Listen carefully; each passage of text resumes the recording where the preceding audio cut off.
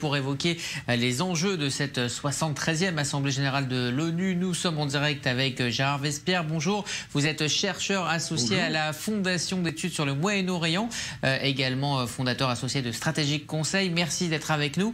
Alors, les sujets sur la table seront nombreux. Que peut-on attendre de cette Assemblée Générale de l'ONU ?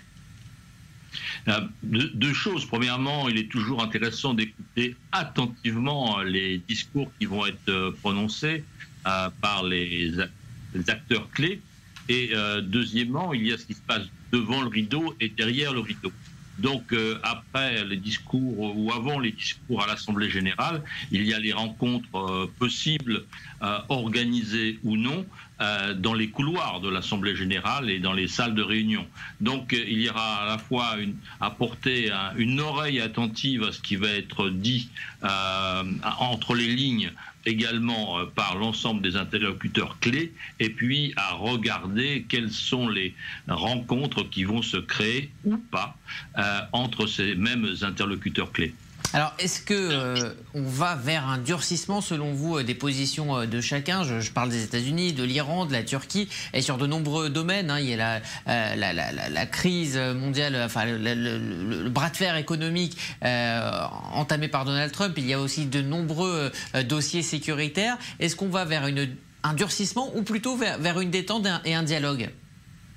Excellente question. Nous sommes pendant quelques jours à un carrefour. Tout peut se passer, les deux directions que vous venez de signaler sont possibles, et il peut y avoir effectivement un durcissement des positions américaines avec la mise en place des sanctions sur le pétrole, et deuxièmement, il peut y avoir entre les lignes ou directement prononcées par le président iranien quelques petites concessions dans les vastes conflits menés par l'Iran dans sa politique étrangère au Yémen, en Syrie et avec le Hezbollah au Liban, sans parler bien sûr de l'Irak où l'Iran a une influence importante. Donc voilà, il y a beaucoup d'éléments sur la table. Est-ce que par exemple l'Iran pourrait aider à faire en sorte que les Houthis viennent à la table de négociation au Yémen, parce qu'ils sont de plus en plus en mauvaise position? Ça peut être un choix. Mais de toute façon, si l'Iran va vers les négociations,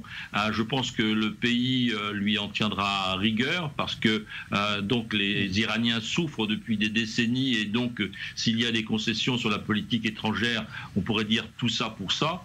Et s'il n'y a pas de concessions, eh bien le régime va faire face à une situation économique encore plus difficile. Merci Gérard Vespierre, chercheur associé à la Fondation d'études sur le Moyen-Orient.